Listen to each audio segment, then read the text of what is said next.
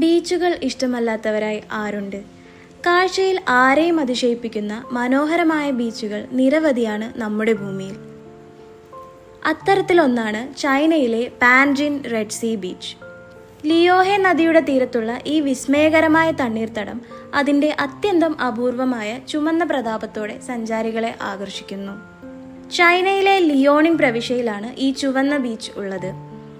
ചുവന്ന പരവതാനിയിൽ പൊതിഞ്ഞു നിൽക്കുന്ന ബീച്ചിലെ കാഴ്ചകൾ അതിമനോഹരമാണ്.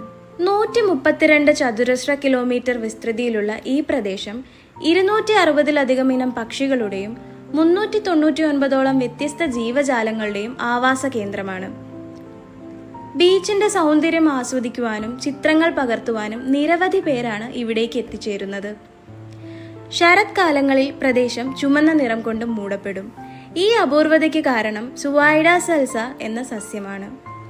സമുദ്രജലം വൻതോതിൽ ഈ സസ്യം ആഗീകരണം ചെയ്യുന്നത് കൊണ്ടാണ് ഇവയ്ക്ക് ചുമന്ന നിറം ലഭിക്കുന്നത്.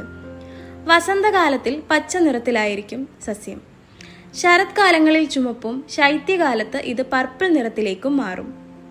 ഭൂമിയിലെ ഏറ്റവും അപൂർവ ക്രെയിൻ ഇനമായ വംശനാശ ഭീഷണി നേരിടുന്ന റെഡ് ക്രൗൺ ക്രെയിനുകളുടെ ആവാസ കേന്ദ്രമാണ് റെഡ് ബീച്ച്. ഇത് കൂടാതെ വെളുത്ത കൊക്കുകൾ, കടൽ കാക്കകൾ തുടങ്ങിയ മറ്റു ജീവജാലങ്ങൾക്കും ഇതൊരു സങ്കേതമായി മാറിയിരിക്കുന്നു. ചൈനീസ് സർക്കാർ 1988 മുതൽ ഈ പ്രദേശം സംരക്ഷിച്ചു പോരുകയാണ്. പൊതുജനങ്ങൾക്ക് 2000 മീറ്റർ നീളമുള്ള വ്യൂവിംഗ് ബോർഡ് വാക്ക് ഒഴികെ ബീച്ചിലെ പ്രവേശനം നിയന്ത്രിച്ചിരിക്കുന്നു. പ്രതിവർഷം 2 ദശലക്ഷത്തോളം സഞ്ചാരികളാണ് ബീച്ചിനെ തേടിയെത്തുന്നത്.